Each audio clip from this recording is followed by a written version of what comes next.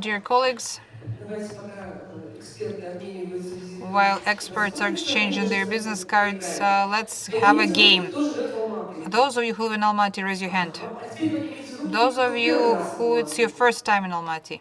Who is not from Almaty? Did you ever work in a state structure or a government structure? Did you ever had your own business? Those of you who ever had. Did you work in education? Who is working in NGOs now? I think that those who are working in NGOs, they either worked in educational area, or they had their own business, or they worked at the government structures, or everything altogether. But I think method doesn't really work during serious studies. But what do you think, Philip? How non-commercial sector needs any studies?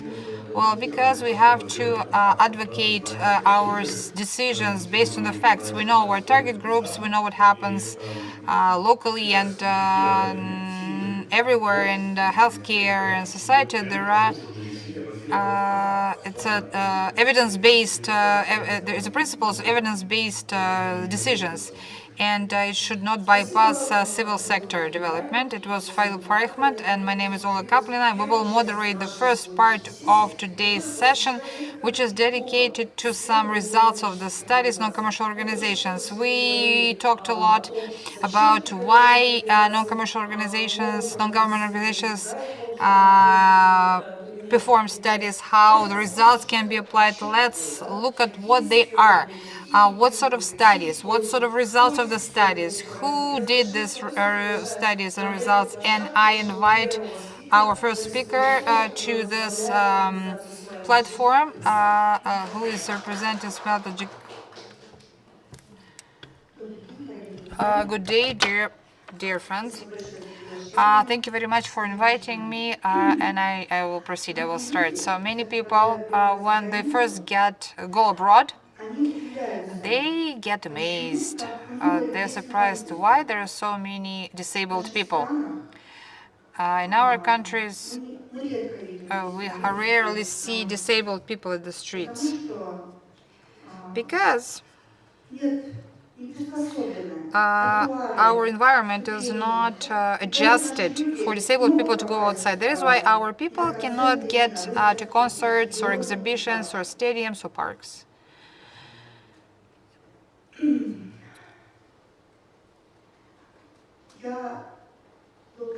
For a long time, I worked in the Oblast Library, and among our members, we had some disabled people.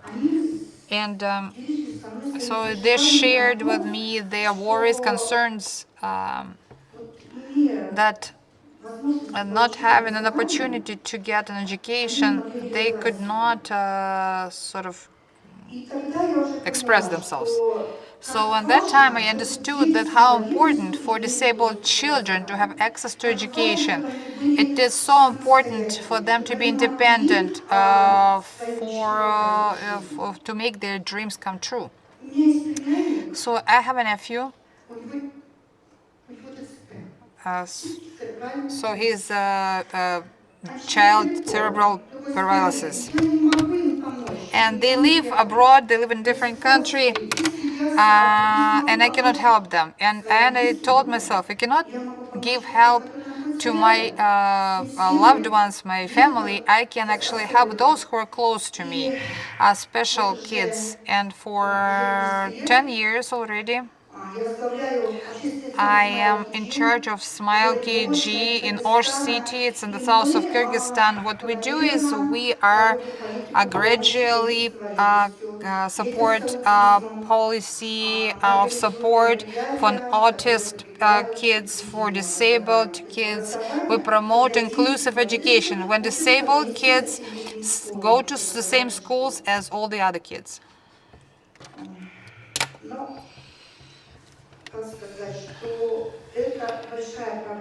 It's a big problem that disabled kids, they should have access to education. we working for 10 years all the time. We provide humanitarian events, psychological support, legal support, social support. But we do realize that families are in need of economic support. They need money. Simple words, they need money to treat the child, to provide good care and development for their children. And we were very glad when we were proposed an initiative called Korova, called the cow. It's kids and parents in creating inclusive society, when we could help specifically 51 families. So 51 kids in Kyrgyzstan received very good nutrition, and for 3 years we saw amazing results. So kids just receiving fresh milk and fresh produce, and we saw how they were happy when they say, "It's my cow." So it was real life cow. So they were helping care, for this cow. So they were outside the fresh air, moving and taking care of the animal. And that story became a part of our case study, which is called "A Step Towards in for the Sake of Children." So it was a short-term study supported by the Initiative International Group from Tashkent and Osh. They decided to run the study and to learn what sort of favorable environment around the cooperation organizations which promotes inclusion, helps disabled kids, but how can they cooperate together and with the government and also international cooperation. So our hypothesis was such that if we have similar barriers, if we have similar problems, maybe we can create international alliance of cooperation in this sphere, and together trying to overcome these problems and exchange experience. And thanks to this case study, we understood that both in Kyrgyzstan and Uzbekistan, we questioned about 250 people. It was the questionnaire, focus groups, expert review, and all the participants said that yes. Both in Kyrgyzstan and Uzbekistan, there are laws that should ensure partnership and cooperations within NGO sector. However, it's not very clear. These answers were not very clear, and I would like to read them from the study. It's a similar assessment was given to the statement that not all conditions have yet been created, but successful policy is conducted in this regards. In Kyrgyzstan, 33% of surveyed believe that by creating these conditions for the government, for development conditions, the government is trying to create control over NGOs. So only 10% of responses like that were collected in Uzbekistan. We also saw that both in Kyrgyzstan and Kyrgyzstan, their government runs a policy in support of children, children with disabilities, and access to inclusive education. And we know that the fourth objective of the Millennium Development Goal is dedicated to education, and our countries have still to do a lot to be able to achieve that. And that is why we're ready together to change the situation for the better. However, the story about children, those children's stories about the situation, specific children's stories. In Tashkent, we met a mother of the Artyom.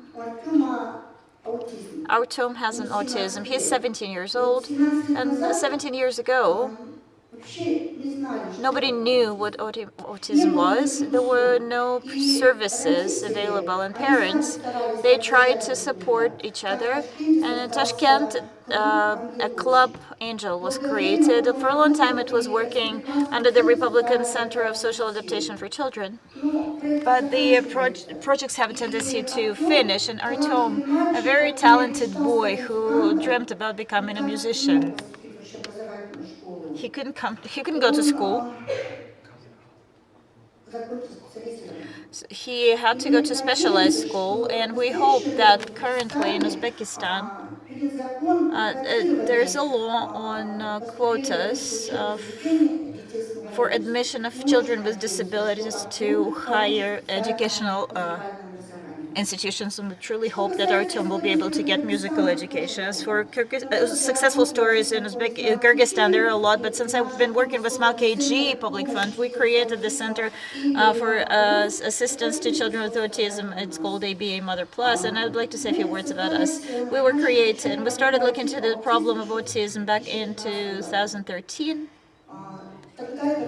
and that we did that for the first time ever. It took us 5 years to create the center, and our experts visited more than 10 centers in Russia, in Moscow, St. Petersburg, Brno, Novosibirsk, and of course we traveled across Central Asia. We were looking for experience and which we could use for the development of our center. Currently, on a daily basis, we have about 30 families coming to us for consultations. It's amazing how much of a growth we're seeing, especially a number of children with mental disabilities. Children don't talk, and we have to figure out what the problem is.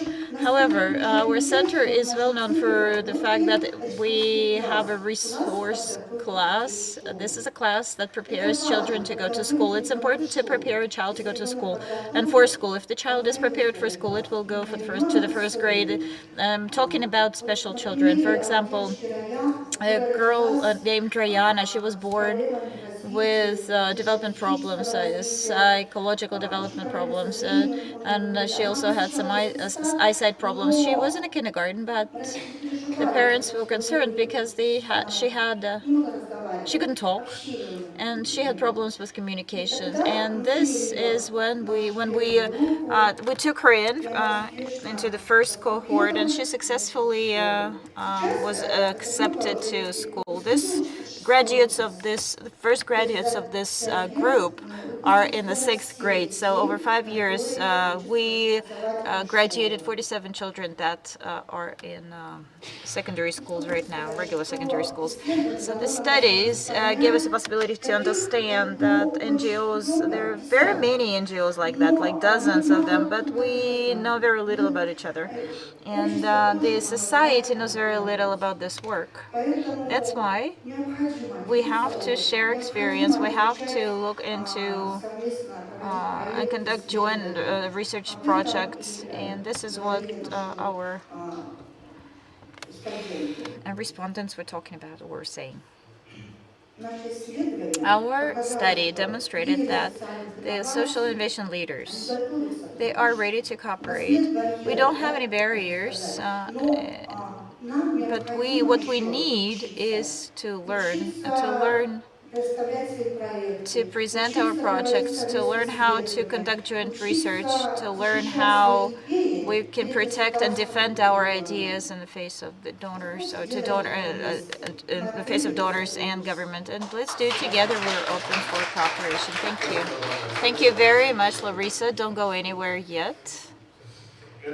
So this is one example, and social organizations in Central Asia, how they start independently to promote and conduct research in their field, and such pilot studies. There were several such pilot studies in different areas. For example, a social policy example. That was an example of social policy. I'd like to turn and look at another direction and talk about investment policies, and for that I would like to invite the scientific specialist of the OSCE Academy and the researcher of the External Politics Study Center in Europe. The floor is yours.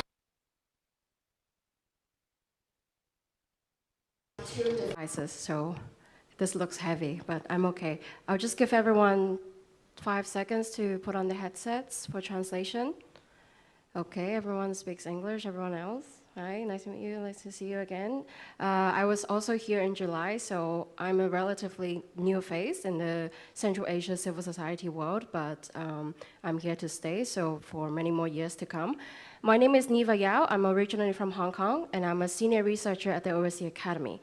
My work in Central Asia is to study China activities in Central Asia, bringing in all of my China knowledge, giving in all of my China language skills and sources and ways to find information for Central Asian researchers. Many things have been said this morning, and particularly I remember Dosing talking about how we are expanding as a field of experts. And this is very true because at the moment, actually, we have 2 positions open at the OSCE Academy for Central Asian researchers who are Central Asian citizens to conduct research on China in Central Asia. So these 2 positions are directly supported under my team. And this is part of my mission in Almaty, is actually recruiting people. Next year, in the summer, I hope to recruit 3 more people. Should I switch to a mic, or is this going to happen? It's okay? Or just speak really loud? I usually do that anyway, so. Okay, now I'm holding even more things. Okay, so I think it's important for modern researchers to study carefully the sources in order to see the patterns. This is what we do. Earlier, my Kyrgyz colleague also mentioned that these days, open source research is very available, is very important. This is true because for this report that I did for crude accountability, absolutely everything is based on open source research, apart from a small bit of interview that was conducted with some Chinese managers of these hydropower stations. So for those who are not familiar with this particular report, under the format of this event and this project, I analyzed information from both Chinese space and local languages space, and also reports from the international financial institutions to study China's renewable investments in Central Asia. We hear about China's involvement in the oil and gas sector in Kazakhstan, mining industry in Kyrgyzstan, cotton in Uzbekistan, Tajikistan. How about renewable? And what I find is that I wanted to check, and indeed I found a decision, I came to a conclusion. But my question was whether or not these investments are influenced by geopolitics, and whether or not these investments actually influence geopolitics. So these are the 2 questions that are related to each other. And when in my documentation of all these Chinese renewable projects, I looked at how the Chinese actors describe these projects. What is the purpose of this project? Is it for profit? Is it for the domestic relationship with Kazakhstan or Uzbekistan? What is the reason behind? So today I'll present several of these observations, proving that yes, indeed, these investments by China into the renewable sector in Central Asia, they are motivated by regional politics. And the involvement of international banks actually is really important in ensuring international construction standards. First, we have to understand that these renewable investments conducted by China in Central Asia are only in the downstream countries, the oil and gas-rich Kazakhstan and Uzbekistan. I'm only mentioning hydropower stations in this presentation, but the cases of solar and wind is also in my report, but the solar and wind is strictly only in Kazakhstan. So the case is, doesn't fit into these conclusions. According to Chinese reports, there's a lot of reporting about these precise Kazakh and Uzbek investments, and they increased the capacity for Kazakhstan and Uzbekistan to actually generate energy from water. And this is matched by the statistics of the International Renewable Energy Agency. It seems to me, in the process of this research, that China was not able to make renewable investments in the upstream countries, in Kyrgyzstan and Tajikistan. And actually, from Chinese reports, I found an agreement for 15 years ago with Rakhimova when he went to China. And he actually signed an agreement with the Chinese president at the time to build a brand new hydropower station. This was 15 years ago in Tajikistan. But this project never materialized because Karimov, the Uzbek president at the time, was against this project. And this information I found in Western medias. Therefore, it can be clearly seen that Chinese investments in renewable projects are influenced by geopolitics because it's less controversial to do such projects in the downstream countries as they don't affect the water use in the next country. For example, the China International Water Electric Cooperation, CWE, is very active in Kazakhstan. They are now on to the second and third project in East Kazakhstan. They first built the Moynak hydropower station in 2012. This is the first hydropower station in Kazakhstan after the country became independent. And it's built all by Chinese engineers. It is a complete replica of one hydropower station that is in operation in China. If you talk to the Chinese manager there, he will very proudly tell you, we helped the Kazakhs because before, the south of Kazakhstan was dependent on the electricity from Kyrgyzstan. But because of Moynak hydropower stations, the availability of electricity generated from this Chinese hydropower station means that Kazakhstan no longer have to buy so much electricity from Kyrgyzstan. This has changed the dynamic of the relationship between Kazakhstan and Kyrgyzstan. And he was extremely aware of that, meaning that there was political motivation, there were higher level considerations when the company went into Kazakhstan and do this project. And of course, the Kazakh side also aware of this as well. As I said, the construction of many other CWE hydropower stations are underway in eastern Kazakhstan. Now let's turn to Uzbekistan. Between 2006 and 10, Beijing allocated 144 million in loans for hydropower station constructions and modification in Uzbekistan. This was completed by a subsidiary of the state-owned China National Electric Corporation. So CWE has many companies underneath, but when you look into the nature of these companies, they all go back to that 3-4 Chinese companies. Now, any upstream assistance, so China, the companies, they do work in some capacity in Kyrgyzstan and Tajikistan, but they only do it when there is international support, when there's international community, international donors like the World Bank and Asian Development Bank that funds these projects. Why? Because it's sensitive and China does not want to do it alone. This information is publicly available in the official websites of these international banks. They often publish long reports about the progress and how these projects are negotiated. These are the requirements of these international banks. So as a researcher, I've been able to read these documents. These are 60, 80 pages documenting results of meetings, challenges that these international banks are having with Chinese partners and local governments. And understanding this information, I come to this conclusion that all of these projects are very controversial, and China would prefer if China can do these projects on its own in downstream countries and not upstream countries. This brings me to the second point. Because of these international banks, World Bank, Asian Development Bank, and other banks that are part of this sector, international construction standards are taken into account.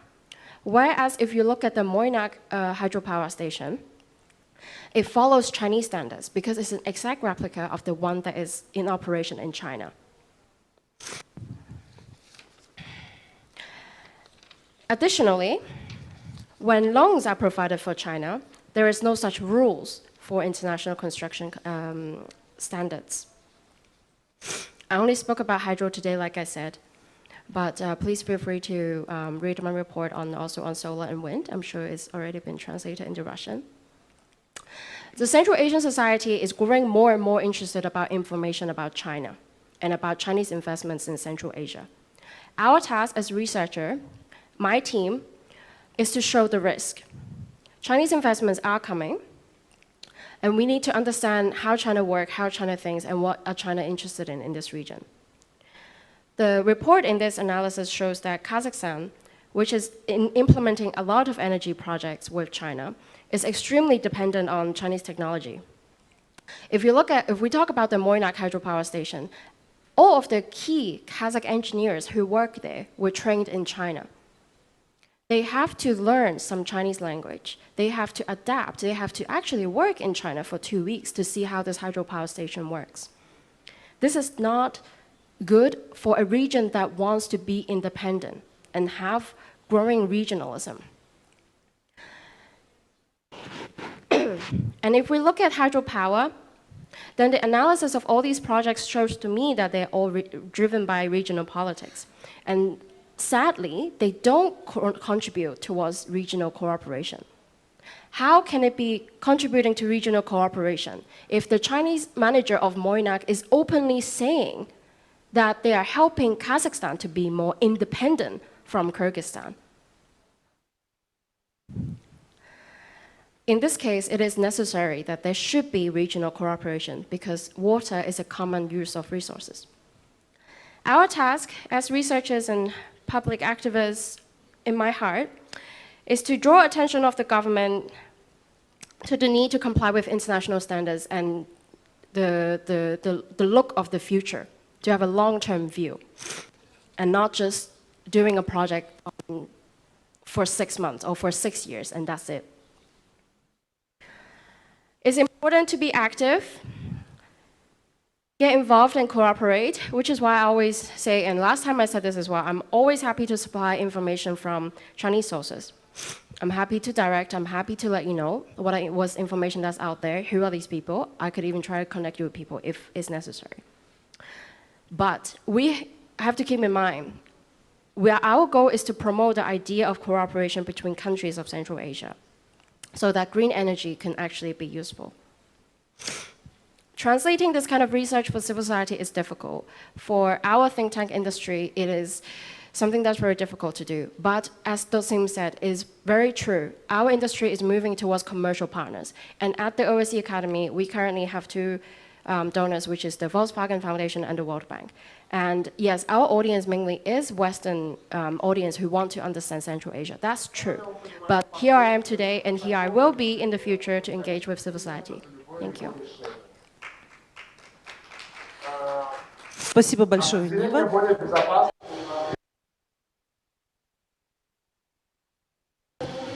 Somebody else is talking with us at the same time. Dear colleagues, we are going to let you go to have lunch, and we'll be back in an hour, so please don't be late because we have some results of 2 more interesting research projects that we would like to provide you with. And then we have another discussion planned and a talk show, so please come back in time. Thank you. So it's going to be fun after lunch. So who is connecting through Zoom, you can ask your social media, you can ask your questions in the chat during the coffee break or during lunch. Whoever is watching you on social media, we're going to break for an hour and be back here in an hour. Similarly, for those who watch us in Zoom. So please collect your things. We are going to remove the chairs that we no longer need. So when you're back, there will be fewer chairs in the room. So please take your things with you. Thank you. Thank you very much, and we'll see you after lunch. For our video, like for our group and our sound people and technical personnel. So can you please sit in the row? So hello again. We start with the second part of our forum. It will be more discussion-like. But at the beginning, we will listen presentations on the results of the research, and getting back to the subject, let's play a little bit. Since our next speaker will ask you a lot of questions, we'll ask you to vote again. So let's vote. Who loves tea? Who prefers tea? Who prefers to drink tea? More than coffee, meaning. Who prefers tea to coffee? Who loves coffee more?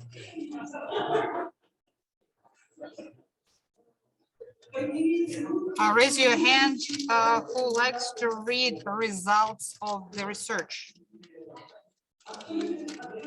Who likes to run studies? Who doesn't like a lot of figures or digits? 2 people, 3, 4, 5, 4 people don't. Honest people. Philippa, do you like lots of figures, digits? It all depends on the type of the presentation. If you cannot hear us, because our suggestion was that a lot of numbers in, for example, your payroll is good.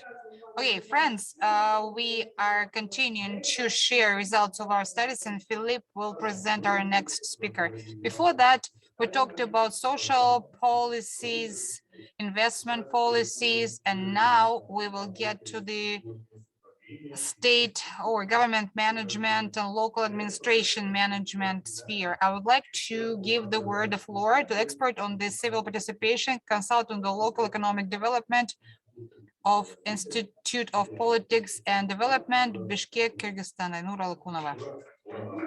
Ainura, the floor is yours for a second. Please stay here. We will wait for our Zoom specialist to say that Zoom is fine. Those colleagues who they were complaining, Zoom participants, they were complaining that they could not hear us. Can you wave? Can you write? Or we should do something else, adjust Zoom hybrid format, very complex formats. So now it's either offline breaks or online breaks, so can you hear us in Zoom? Can you please tell us, do you hear us? No, nobody can hear us in Zoom. Let's talk a little bit more for the audience in the room. Maybe Zoom will be connected to us very soon. Ainur, was it your first study or it's your traditional type of activities? So can we please turn on the mic?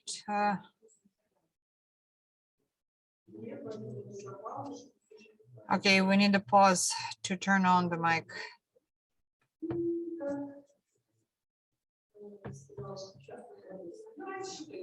Let's play more. How often who acts as an expert during research? Who participates in interview? Two people, just two people. Rare. Who wants to be an expert in research? Okay, that's quite interesting. People want to become experts. They want to read. They want to just to listen, but not to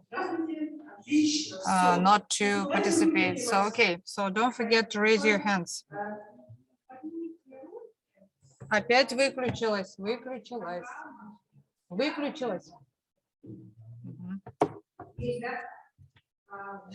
Can you please raise your hands who are participating in voting of deputies will choose women if all the platforms are the same, programs are the same, election programs, who will vote for a man, for male?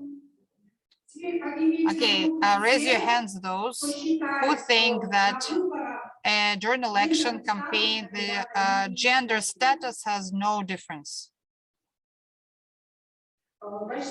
Most of the people think that so the gender of candidate has no meaning. But how is it that the parliamentaries and local administrations, mostly men? In Kyrgyzstan, about 20 years ago, the local Kenyash deputies, so women only were 19%. 2008, it's 17%. 2012, it was 12%. In 2012, 70 local administrations, and each 6 local administration, there was not a single woman. And of course, it concerned local community. In Kyrgyzstan, we collected 10,000 signatures for 30% quota for females. As a result of this initiative, so the amendments were made into the law of the Kyrgyz Republic on 30% mandate reserves for females.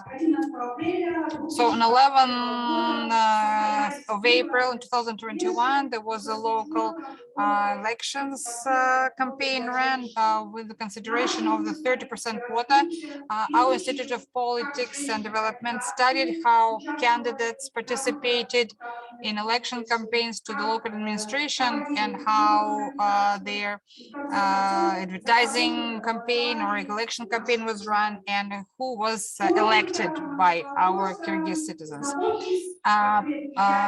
So this is the ideal candidate female portrait.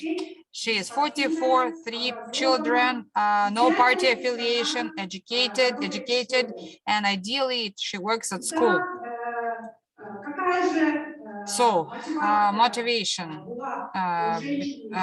behind the participation in election campaign. One of the motivations, those of you who think they want to express themselves,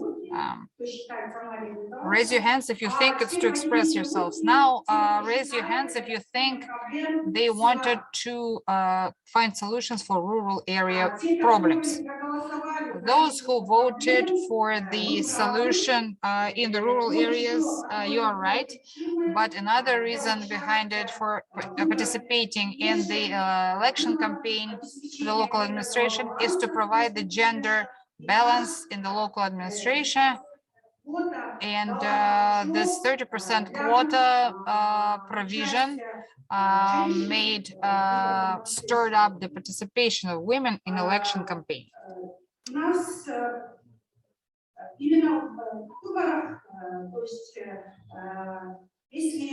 If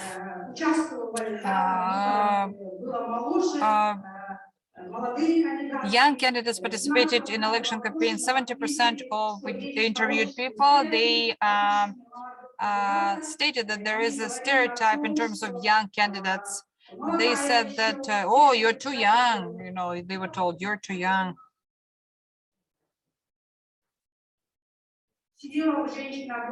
So sit at home, stay at home.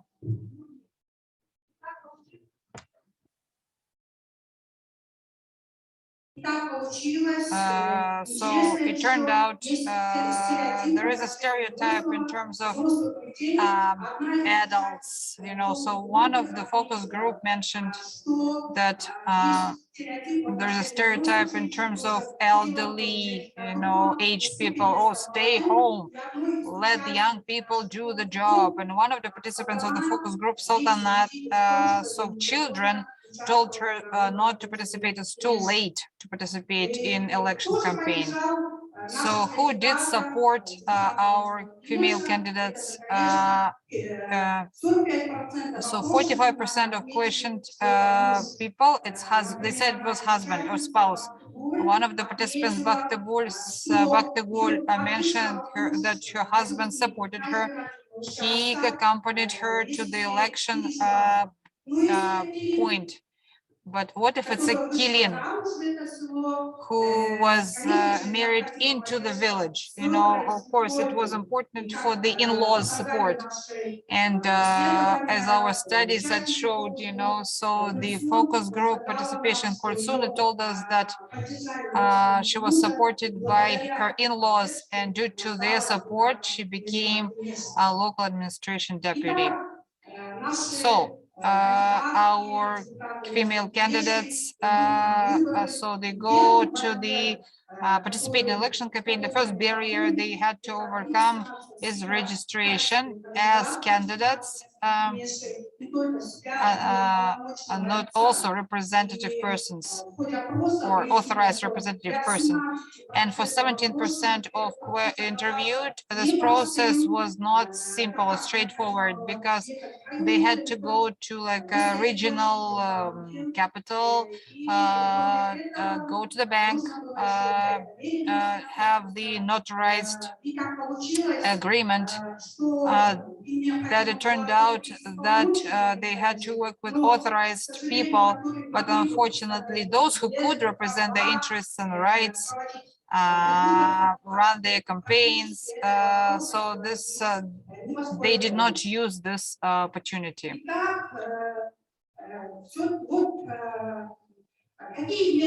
Which methods for the election campaign they were used? It's the information bulletins, and like a business cards. They had to do this in their households, but according to the law, so this was supposed to be paid from the election fund. So election campaign, our women spent 1,700 soms. It's about $20 US dollars. But in comparison with female candidates, male candidates spent much more because it was much easier for them to handle their family funds and invest their personal funds into the election campaign. Besides, our candidates had informal meetings with the electorate, just small meetings, but you cannot be compared to the big sports events which were organized by male candidates. So we have made a very interesting, made a very interesting findings. And those women were elected who were known in the local community, well known in the local community. For example, if a woman wants to participate in election campaign, she has to start preparation campaign a year or two before. It's a time needed for a female to be known, to get to be known in the local community. In this regard, so neither her status or age or a place of its residency will help for her to become the deputy of the local administration. Let's play again. Raise your hands, those who were competitors to our female candidates. So do you think competitors were male? And those of you who think that women were competing with women. The truth is, during this election campaign, the number of there were more males, but the studies had shown that in spite of that, the number of women increased. And it's important to note that the number of the female deputies in the local administration had grown from 10 to 39%. It's a very good sign. But males who participated in and did not become the deputies were not selected because of the 30% quote. They considered that this instrument is not very democratic. But we think that 30% quote promoted the activity of women. And so it's necessary for women to get skills on self-presentation and election knowledge in election procedures in Kyrgyz Republic, and some of the organizations, and this provides good opportunities for organizations to train or prepare women for future election campaigns in terms of their knowledge in legislation, norms and rules of election campaigns, and provide training to activate women.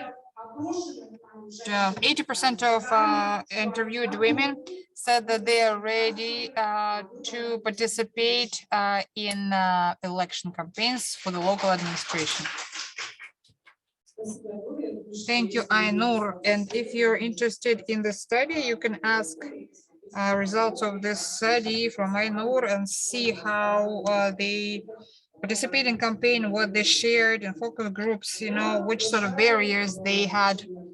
Khursheda Rakhimova is invited, who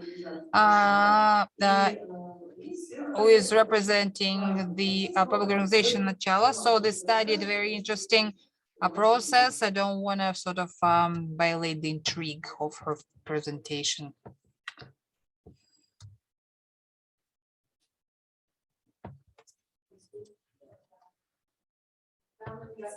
Ladies and gentlemen, inspector is coming.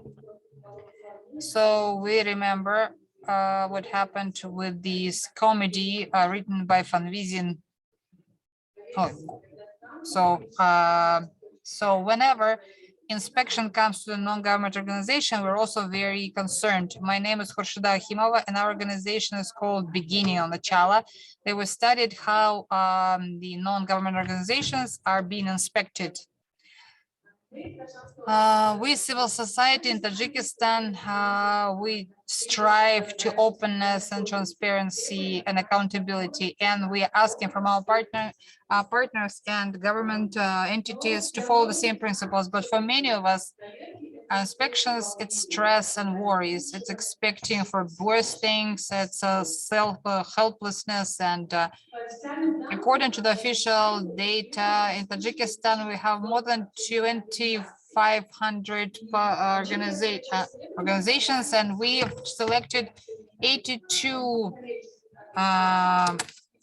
NGOs which truly working in Tajikistan and have sustainable projects and people whom they provide support to. And I would like to share three important things which we identified in the course of our study. The first thing, NGOs are being inspected all the time. 80% of interviewed respondents had said that at least once they were inspected by some state entities. Many of them were inspected several times. Officially, just Minister of Justice last year inspected 75 NGOs.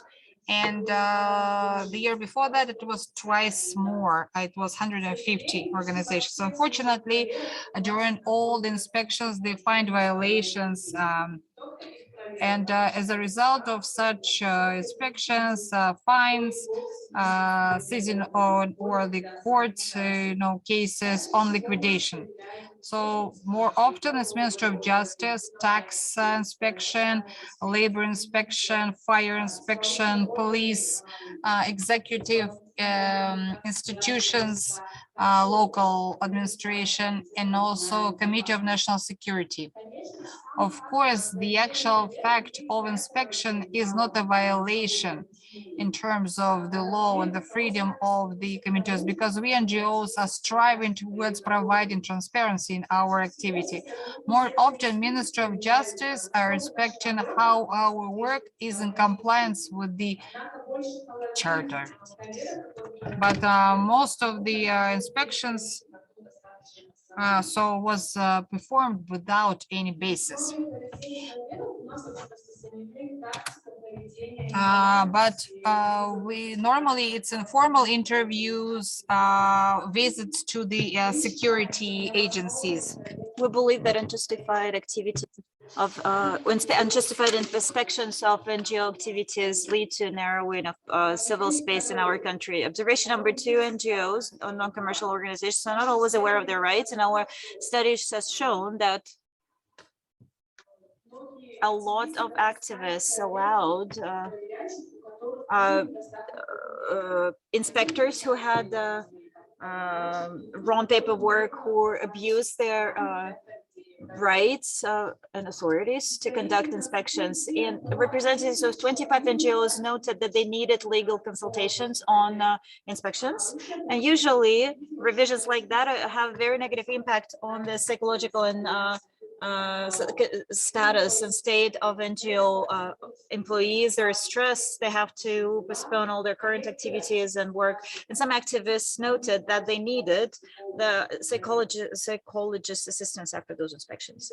And quite often it happens because inspections themselves take place in a very informal settings. 30% of surveyed noted that they were treated badly and roughly, and they were threatened during inspections. So once again, the threats are about the fine, closure of the organization. Sometimes they were forced threatened with robberies, etc.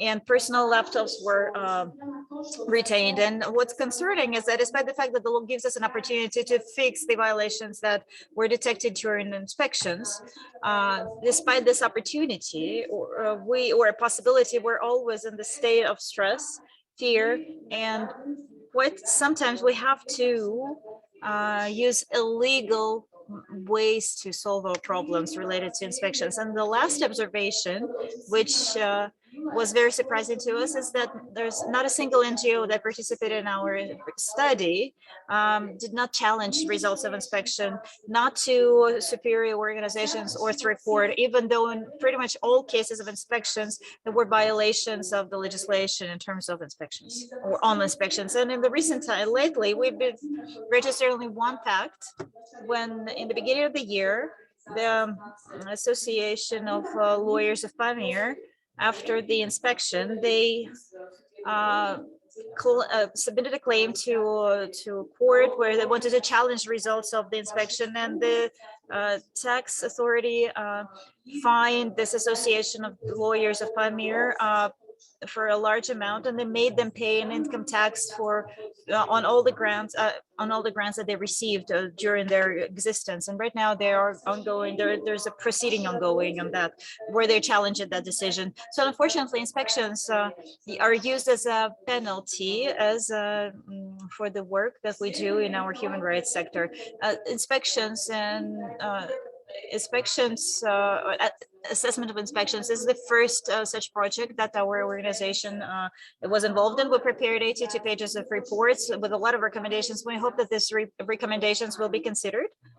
All our recommendations and conclusions on how to improve the situation with inspections were sent out to different state authorities, including the parliament as well. And recently, we heard back from the Ministry of Justice that our recommendations were analyzed and will be discussed with the civil society during the amendments and the process of amending and adding the law on public associations. And I hope that that is going to be the case. And we do state, we're certain that we have to eliminate the practice of unjustified inspections in Tajikistan. And we as a civil society have to learn how to defend our stance. Thank you. Thank you, Rashida. That was an example of civil organizations or public organizations looking into their environment where they operate, and they can do it much better and much closer to the reality than a researcher can do an independent researcher can do. And then this type of research is very valuable, and all organizations that are interested in that, they have to find out from their colleagues, or maybe get in touch with our colleagues and through our think tank or Innovation for Change. And we also have our own group that looks into the enabling environment for the civil sector, where we conduct investigations like that or studies like that. So with that, I'd like to close this part of the discussion.